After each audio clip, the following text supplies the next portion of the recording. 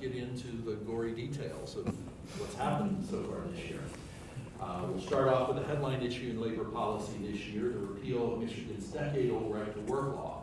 What did the legislature do, and how did it affect workers in the public and private sectors respectively? So before we get into that in depth, what I want to highlight exactly is what is right to work. So in a unionized environment, the union negotiates a contract, and all employees within a bargaining unit are bound by that contract. That includes those who didn't vote for the union, who don't support the union, who think that they have a bad contract, who think that the union's political positions are inappropriate. The union speaks for those employees too. In a right-to-work state, those dissenting employees have the right to not be forced to financially support the union. So they don't have to pay the union. It may still speak for them, but at least they're not financing it. In a state without right-to-work protections, they have to pay what's called an agency fee, which is roughly around 70 to 80% of dues. So they're forced to financially support the union whether they like it or not. To get to your question, David, what did Michigan do and how is it going to affect things? There's two different realms of labor law. There's the public sector, which affects the government workers, teachers, firefighters, police officers. And there's the private sector, which is UAW, private business, private industry. Private industry is regulated by federal law, and that federal law allows states to adopt right to work or not. At the state level, there is no federal law that governs. It's all state law. So we repealed, or the legislature repealed, both the public sector and the private sector right to work laws here in Michigan. The important thing to remember on that is that for the public sector, that really doesn't have much of an effect directly. That's because those employees have a constitutional right under the First Amendment to refrain from supporting a union. And that basically arises because when a union negotiates against a government employer, it's negotiating with taxpayer money. Well, that's setting policy, and that's First Amendment political activity. You can't be forced to support that. So teachers, firefighters, those public sector employees need to be aware they cannot be forced to join or pay the union. Unfortunately, in the private sector, that isn't the case. So once that bill goes into effect, which will be 90 days after sine die, 90 days after the end of the session, those workers can be forced to financially support a union even if they don't support it through the payment of agency fees. So that's what's happened so far on that this session. All right. And just to add briefly on that, so Associated Builders and Contractors, we represent about 1,000 members, and those are companies in the state of Michigan, which are non-union builders and contractors. So on one hand, right to work doesn't affect us directly. Our employees aren't concerned about paying union dues because they work for a non-union company. But what Steve discussed was that an employee will now be forced to pay union dues, and what we're seeing in the state of Michigan right now is partially directly related to the fact that the unions have a ton of money to come to Lansing and to represent their viewpoints. Associated Builders and Contractors is a at your will. You give dues to us, and you're looking at the one person in Lansing that deals with our issues up against people that can go to city meetings, county meetings, township meetings, every meeting you can imagine. Talk to city council members. I got a call from my city manager the other day saying that they're talking to him about responsible contractor ordinances, which I'm sure we'll get into in a little bit here. So when it comes to this funding through forced union dues, it is a big issue to our members.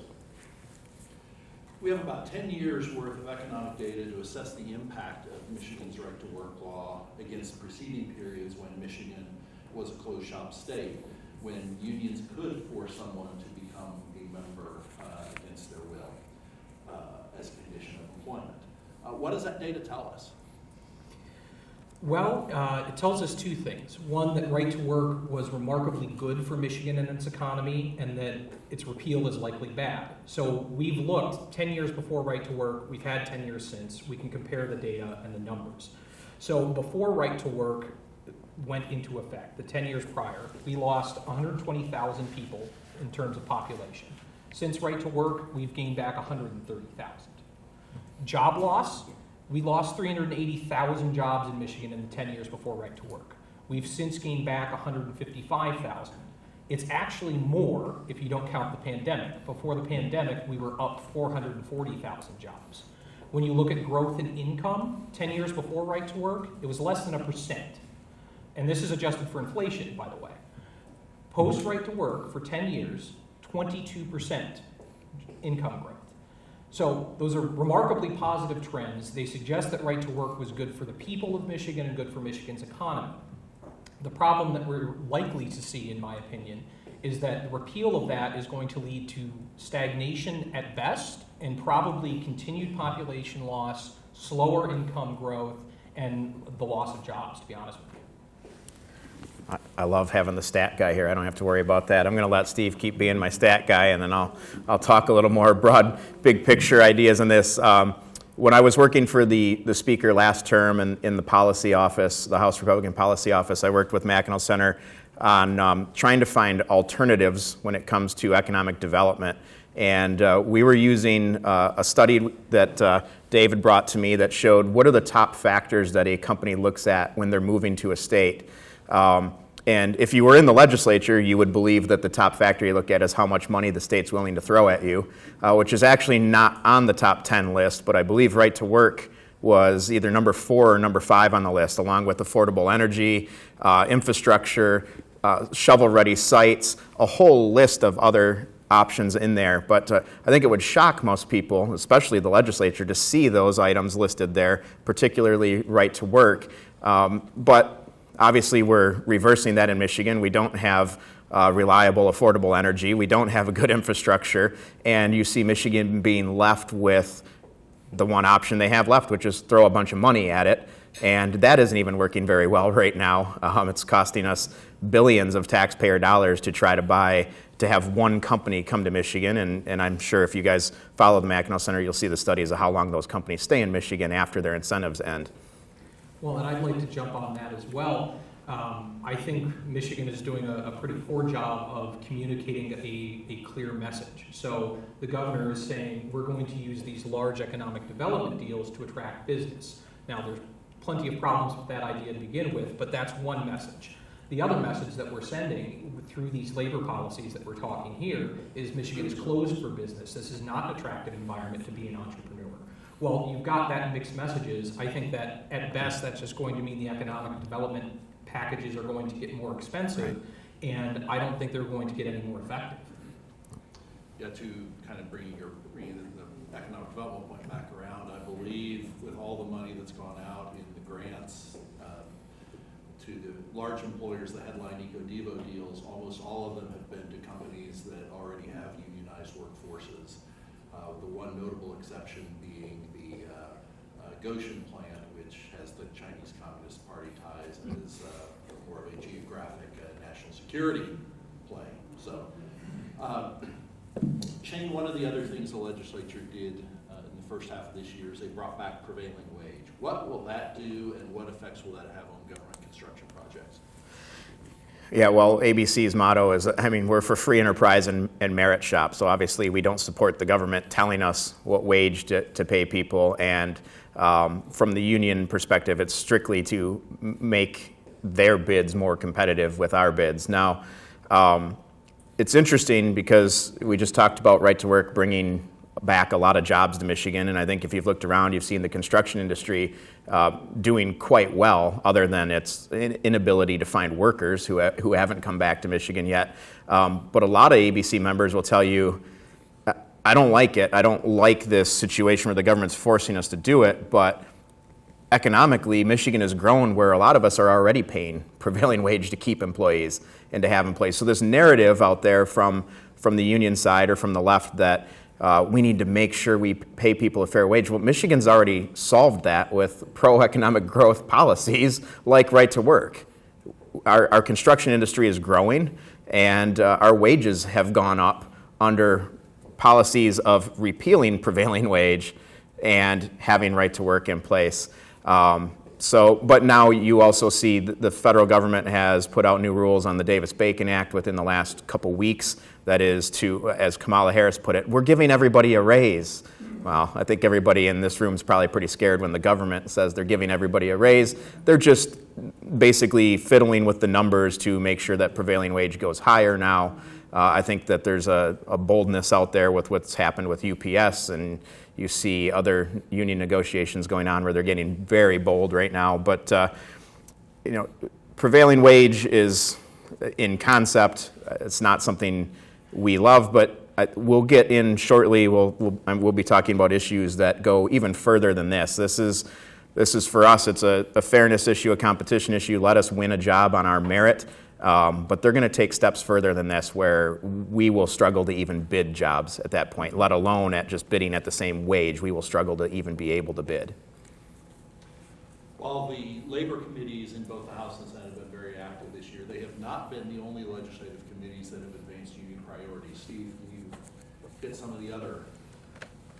Absolutely. The one that immediately comes to mind as a major impact in Michigan was the education reform, labor reform package that was passed. You may have seen some of this in the news, but essentially what this did, in 2011, Michigan enacted a plethora of labor reforms related to teaching, and it was essentially designed to ensure more effective teaching, better educational outcomes. We've undone them this year. So and the way that the legislature did that is they essentially now authorized new subjects of bargaining for teachers' unions. Well, those subjects of bargaining are things like, how many times can you observe a teacher in the classroom?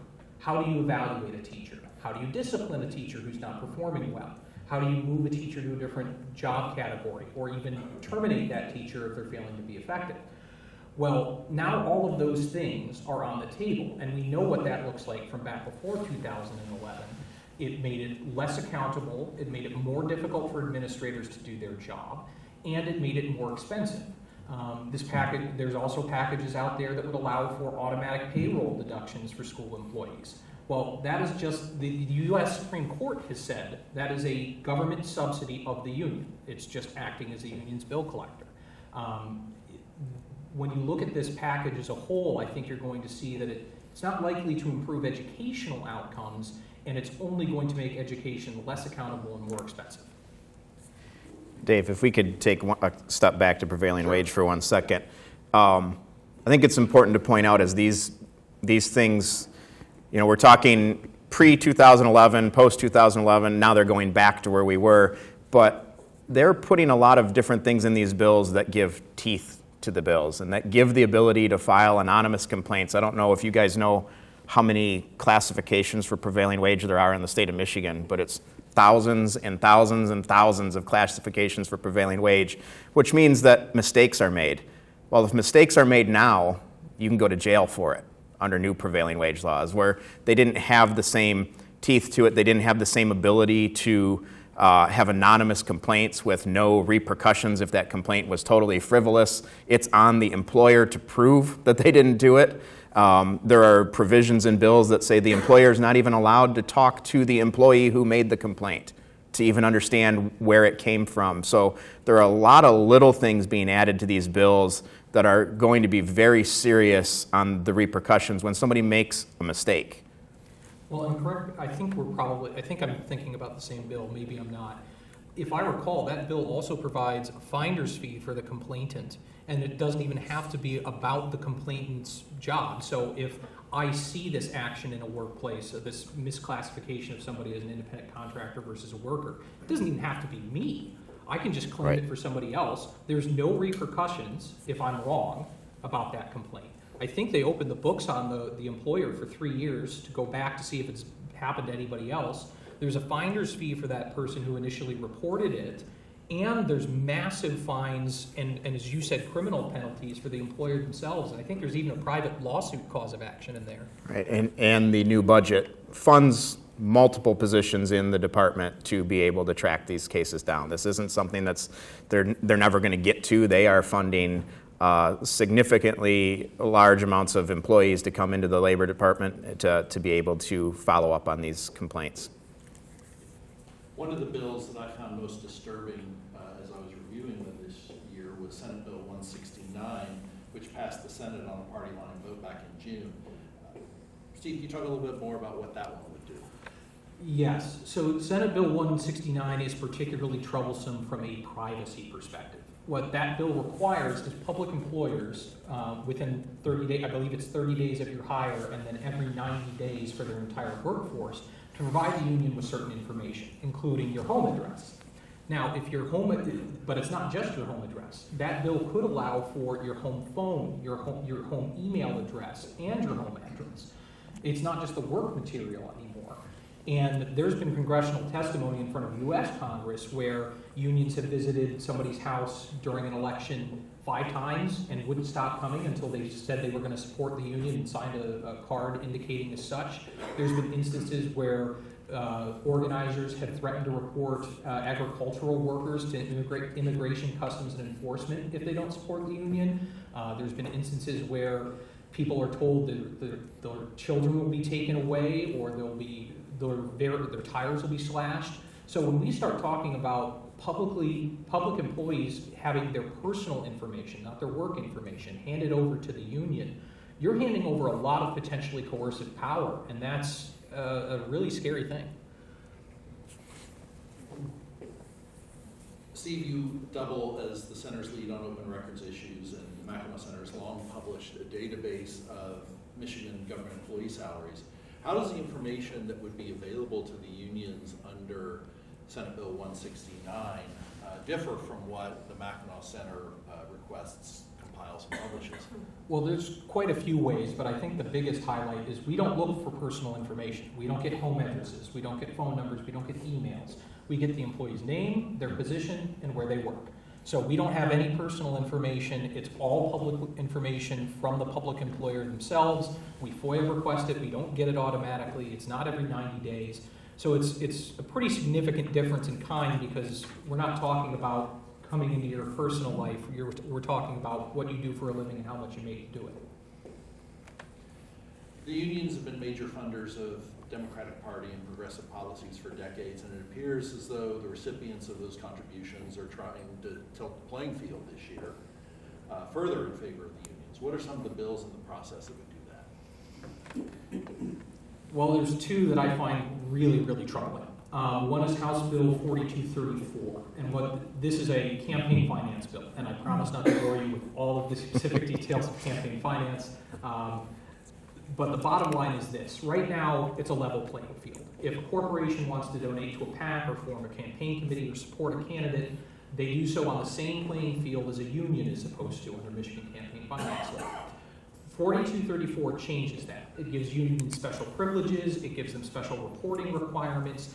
It makes it less transparent in my mind because it's far more difficult to sift through the data. So basically, that bill creates what I'll call a privileged status for unions as a political giver. That's particularly true when you couple it with the next bill in line, 4235, which makes union dues fully tax refundable. Now, I didn't just make an error. It's not a tax deduction, it's a tax refund. So the way that would work is, let's say I'm a union member. My union dues are $600 a year. My tax liability at the end of the year is $200.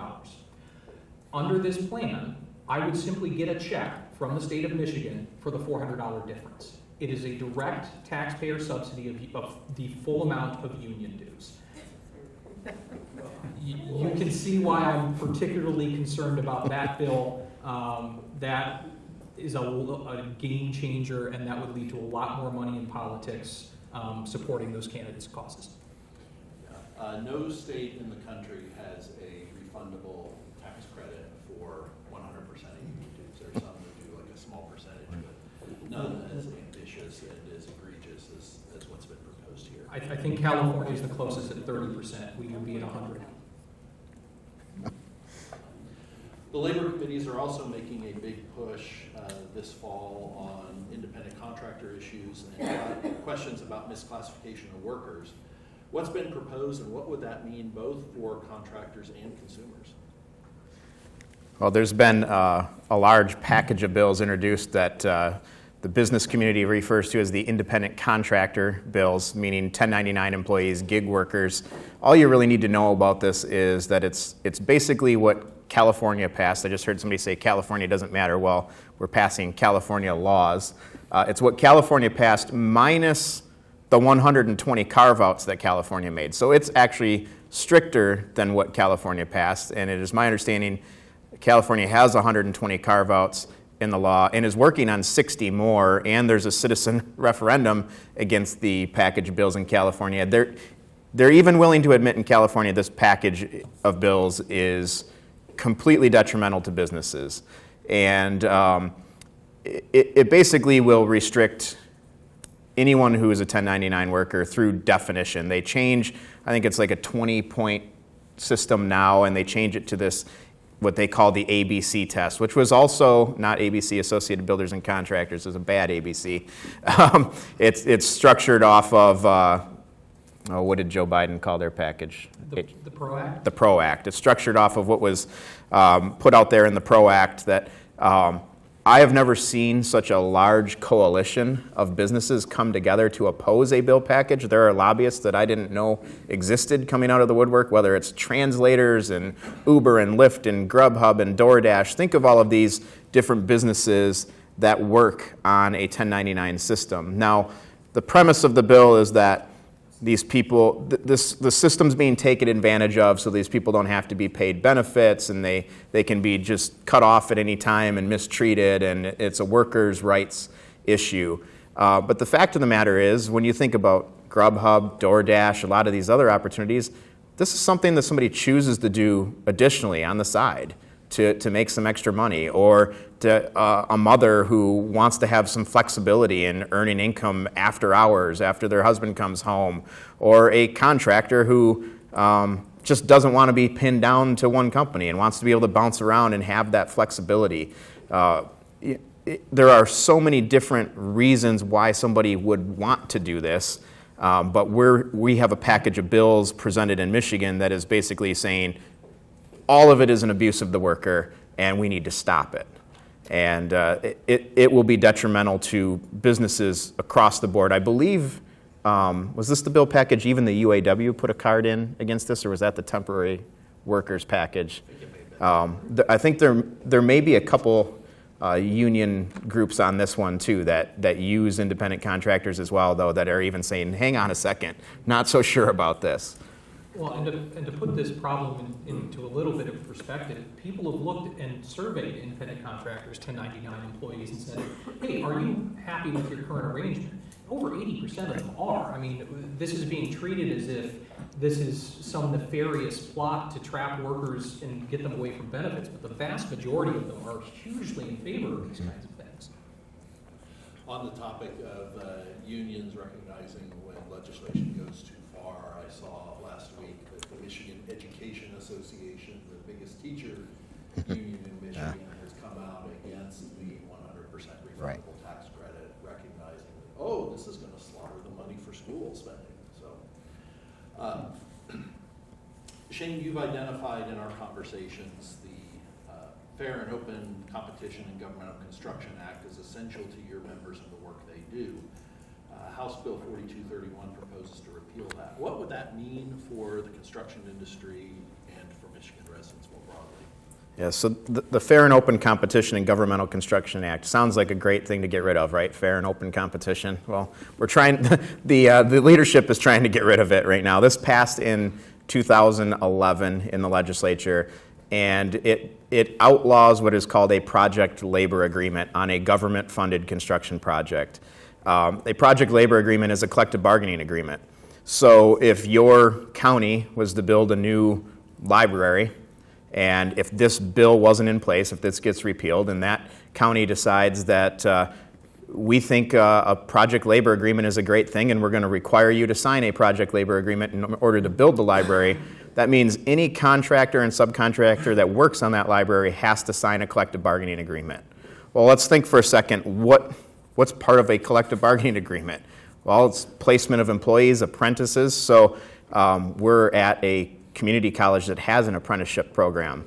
It's a non-union affiliated apprenticeship program, not protected under a collective bargaining agreement. So if you are an apprentice from Northwest Michigan College, you're not eligible to build that or to work on that library because you're not in a union affiliated apprenticeship program. So if I'm a non-union contractor bidding a job and I pay my employees 401k and I pay them health benefits, but I signed the PLA in order to get this job, I now have to pay into the union pension system, on top of paying my employees their benefits. Now, there's other legal concerns with that. Now, am I signatory to that pension system beyond just this job, or is it for just this job? But imagine the additional costs. So the other side will tell you, well, you can still bid these jobs. It's not a problem. Well, you can still bid these jobs at an additional 40% cost and not use your own employees. Because if I have to pull more employees in to complete the job, do I have to pull them from the union labor pool? Well, I think that's what the collective bargaining agreement says. So they want to talk about safety. Well, you're going to require me to build this without even using my own employees that I'm familiar with? So they will tell you on one hand that this is about making sure that the wages are fair and the benefits are fair, and we need to bring up these wage packages and benefit packages, and on the other hand, they'll tell you, oh, it makes everything cheaper. Well, I don't know how it does both of those. They'll talk about safety, they'll talk about all kinds of different things. This is something I testified in committee on. I had a member in there to talk about, if you want to talk about wages, let's talk about wages. But his comment was, I'm already paying over prevailing wage. If you want to talk about benefits, let's talk about benefits. And the average employee I have has been with me for 15 years. I'd say they're quite happy with their benefit package. But that's not what this is about. This is about making sure non-union companies cannot bid these jobs. And at the end of the hearing, one of the representatives asked me the question, well, why don't your members just unionize and they don't have to worry about this? That's what it's about. And my response to him was, well, you will never see ABC in a committee saying that you can't be a member of a union. You want to go to a union trade school, go to a union trade school. It doesn't matter to me. You want to go work for a union company, go work for a union company. But the fact of the matter is, across the United States, almost 90% of contractors have decided to not be part of a union. It's 80%, over 80% in Michigan. So we are locking 80% of our contractors in Michigan out of these jobs that have PLAs on them. Let's look at northern Michigan. How many contractors do you think can even bid a job with a PLA in northern Michigan? And one of their arguments is it'll make sure that out-of-town contractors aren't coming in.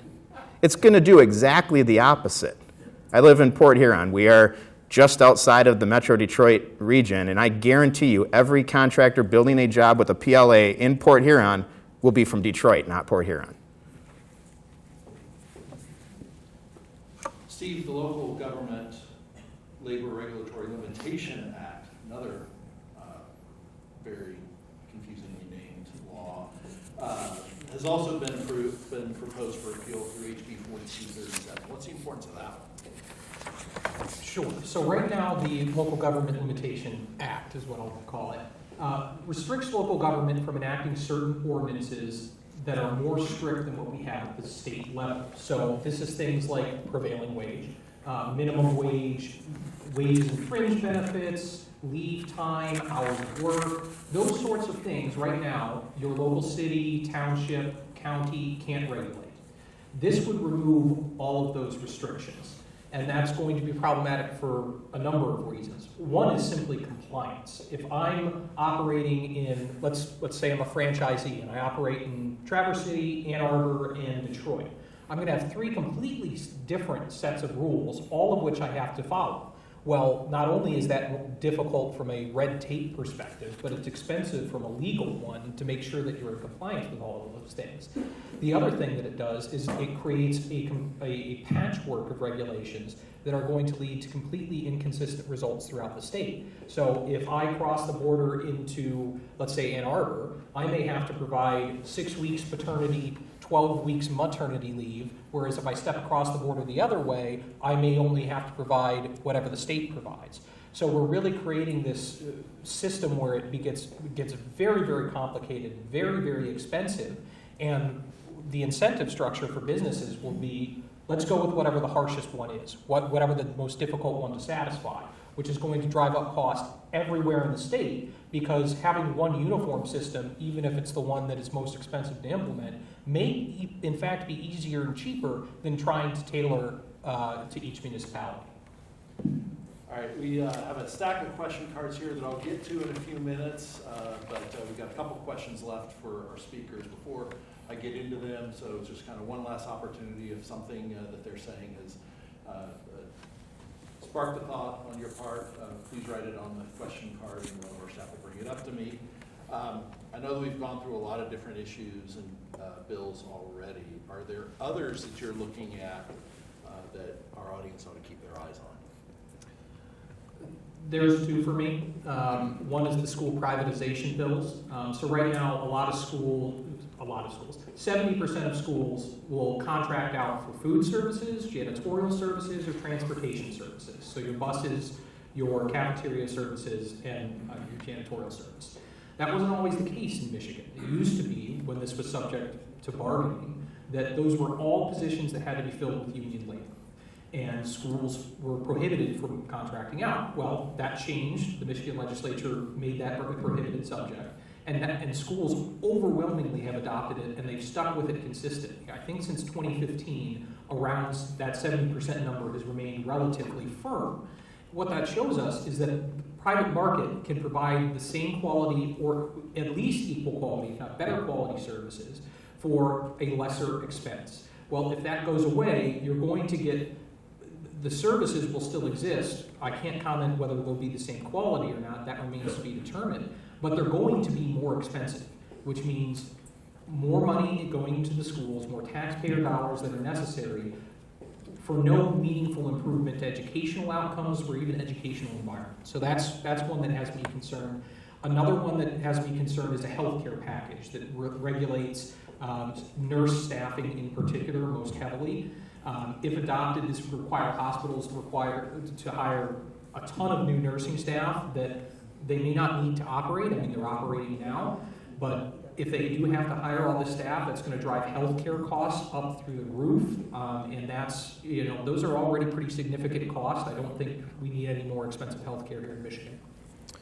I would highlight one other bill that I've talked about a little bit already. Is House Bill 4034, which is, they're calling it the Temporary Labor Rights Act, which in my opinion is a solution in search of a problem. I don't think we have a problem with this. It is 14 pages of regulations on temporary agencies and temporary workers. And quite frankly, I've read it a dozen times and couldn't tell you exactly what it does to those temporary agencies. I just know that the temporary agencies, we work with an agency called Tradesmen International that places temporary trades workers on job sites. And their response is that a lot of companies are just going to stop operating under this. And again, this is billed as something that is, well, these workers are being taken advantage of, they're temporary workers, rather than these are workers who have an opportunity to get into a workforce. My brother has been at a place for 25 years, was placed there by a temporary agency. It was a pathway to a career for him. And basically, they're taking this away because, well, the unions don't use temporary workers, and we do, and they don't want, rather than compete on the playing field that we have, it's change the rules to make it better for us. And quite frankly, that's what this is about. They have, there's provisions in there that say you cannot place temporary laborers on a job site where there's a strike. There's been some federal cases on that might say otherwise, but they're trying to do things like that and just make it practically impossible for a temporary agency. And even if the temporary agency does say, we can jump through all of those hoops, we can provide you temporary workers, it's most likely that the employer is just going to say, it's not worth our time. Never mind. And lastly, before we get into the stack of question cards, what do both of you see as the cumulative effect of these on Michigan's economy, quality of life? California bills lead to California-like state. I mean, it's that simple. It's gonna kill our economy, and then we're gonna have to raise taxes, and we're gonna wonder why people are leaving Michigan again. The governor has a population council, and then every one of these bills goes directly against growing the population of a state. We have been growing, or at least stabilizing, the state of Michigan through the exact opposite of these bills, and we have an opportunity to take the next step. Instead, we're going to go back to the Granholm days when we all know what was happening then. Yeah, I echo those concerns. What I've seen this session is a lot of swinging for the fences. These aren't minor incremental changes to labor policy. These are transformational changes that I think are very poorly thought out, that when tried have not been successful, and that we have data to suggest that. So when I think of, if this trend continues, if all of these bills get adopted, and if they go further, I suppose they could, I dread to think of how, we're going to be living in a state that is losing people. People are going to vote with their feet, either because things get too expensive or because they don't want to be forced to support ideological causes they disagree with. We're going to lose population. I think it's going to be much more expensive to live. I think we're going to have stagnant or worse outcomes in education, in development. I don't think we're going to be attracting businesses with any of these packages that are, really what they are is throwing up a big red stop sign and say, don't come here. Well, I think that's going to have really detrimental effects. And I don't think this is going to be a short-term thing. I think that until these policies are changed, we're going to be in a pretty tough position. Yeah, I know saying go watch a committee hearing is horribly boring, but Steve just said the word transformational. These really are transformational changes. And if you watch a committee hearing, particularly in labor, I think that's where a lot of this happens. You will see that those don't become conversations around the policy. They become philosophical conversations amongst the committee members. And I think if you go watch one of those, you'll see how far this really could go. When we have a conversation about Uber and what independent contractors, what the bill package would do to Uber, and somebody says, well, Uber they'll just pick up and leave Michigan. They'll cease to exist in Michigan. And a committee member's response is, well, we'll force them to hire the employees as employees and we'll force them to stay in Michigan. Then philosophically, it isn't even about this bill package. It's about an entirely different way of thinking. Business is bad. Small business, there's no recognition of small business. They're not people. They're corporations. They are bad and they are mistreating people, and we have to pass everything possible to get them in line. I really encourage you to go watch it and see how deep this really goes and how transformational this really could be. And you can watch those hearings online. You do not have to drive to Lansing. They're available through video on the legislature's website. I think, was it the Senate Labor Committee is 8:30 8:30 on Thursdays, yep. And the House Labor Committee is 9 a.m. If you just Google Michigan House TV or Michigan Senate TV, you can go through the archive. Senate committees both meet on Thursdays. You go through the Thursday archives in the morning and you'll find their committee hearings. And if you've jotted down any of these bill numbers and you see when those bill numbers are up, those will be the most interesting hearings to watch. All right, now we get into questions. I can tell you from the stack of very good questions, we will try to get through all of them. I doubt we will in the 15 minutes we have left, but if we don't get to them, our speakers and I will hang out after the program and happy to talk to you individually if we don't get to your question. So, first question, if you work for a private company and the company is under a union contract, do you have to join under the law? And then the second part of the question, how many states have right to work laws? Sure. So I'll explain the concept here. Basically, the short answer to that question is no. You don't have to join the union. You will have to pay it. Right. So the way the union operates is you get a group of similarly situated employees. So I'll use the Mackinac Center, for example. I'm a policy director. Mike LaFave's a policy director. If all of the policy directors get together, we're similarly situated.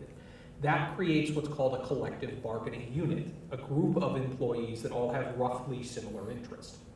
What a union does is, if elected by that collective bargaining unit, it represents all of those employees. So maybe I'm a pro-union guy in that unit, and maybe Mike's an anti-union guy, or vice versa. Doesn't matter. The union's going to speak for us both. So you can't be forced to join the union.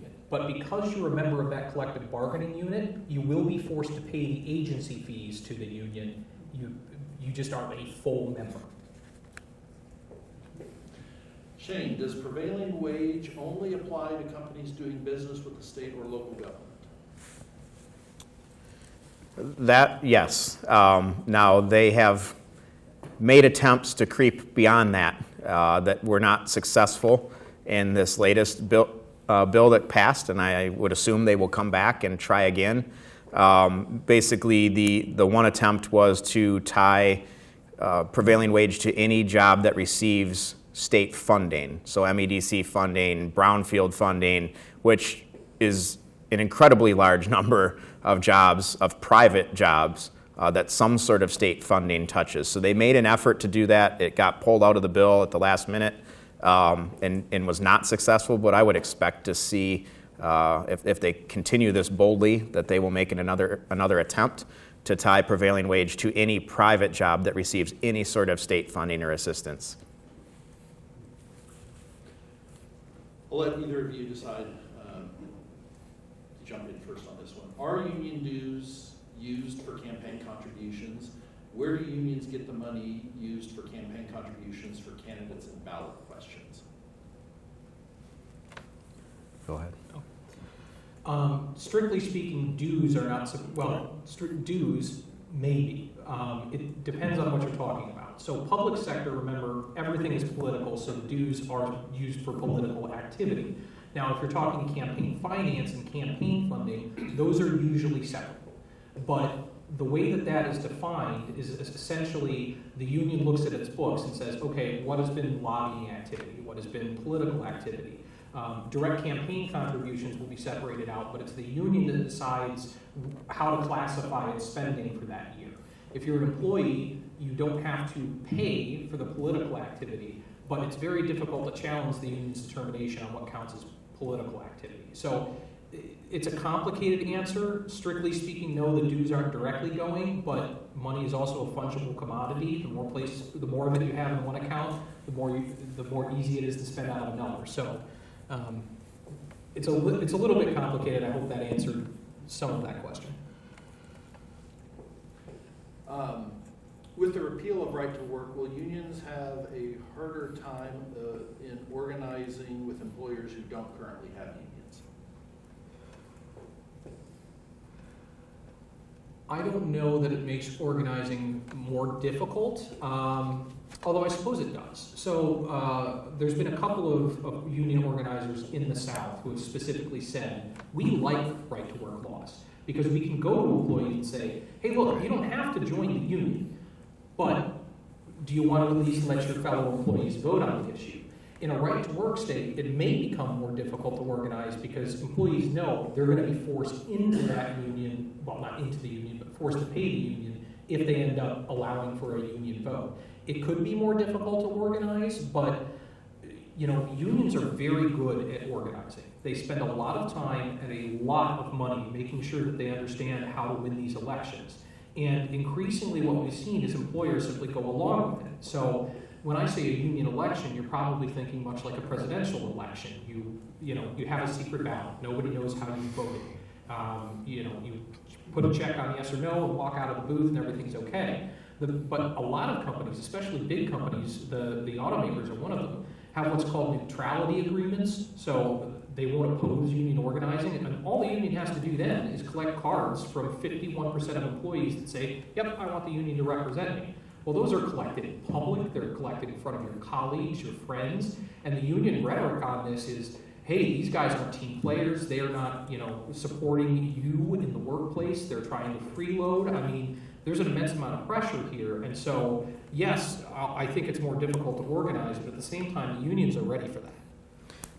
I would agree that, in concept, that makes it more difficult for them to organize, but all of these other bills that are passing make it so much easier for them to organize. Because imagine if you're trying to organize a construction company and you can tell them that, well, right now you can't bid on any public projects in these areas, and if you're a union company, you can go and sign a PLA and bid on all these projects. So I think all the other things they're passing makes jobs so much easier to access to union companies than non-union companies, that will completely counteract this. And then just in general, too, the boldness that we're seeing right now of them approaching city councils. I mentioned responsible contractor ordinances earlier. To me, that's like the light version of a project labor agreement where they just convince the city council to put a scoring system in place to award your job, this new library to somebody. And oh, by the way, in the scoring system, you get 10 extra points if you have a defined benefit pension, or you get 10 points if you have a union-affiliated apprenticeship program. And so, they're going around, they're getting very, very bold in how they're doing things, and they have the money and the staff to do it. Well, and think about this as an organizing sales pitch, right? So maybe you can't be forced to join the union or all of the other things that we've been discussing. But if I come to you in your workplace and I say, hey, look, join the union, here's what we offer you. By the way, you're subject to what we negotiate whether you join or not. But if you join as opposed to, say, an agency fee payer, this House Bill 4235 says that you're going to get a tax refund at the end of the year. So at worst, it's free, and at best, you get an extra check at the end of the year. So why not sign up? I mean, it's economically rational at that point. It may not be mandatory, but nobody's going to opt out of that system. Next question, how active is SEIU in Michigan? Active, although less active than it used to be. So some of you may remember, I believe it was back in 2016, the Mackinac Center was heavily involved in exposing what was known as dues skim. Essentially, the Granholm administration had set up a state agency that was, I think it had one employee that was technically negotiating against, or a target for negotiations by the SEIU who wanted to represent home health care workers.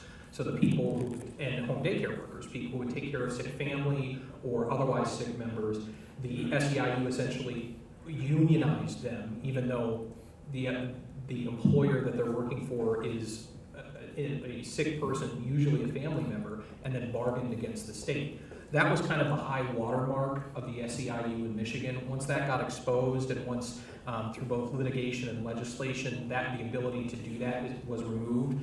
I don't have the exact number off the top of my head, but I think SEIU healthcare membership dropped. I know it's in the 80s. I want to say it was 84%. So they really fell off after that, but they're not going to give up, and they are still active here in Michigan.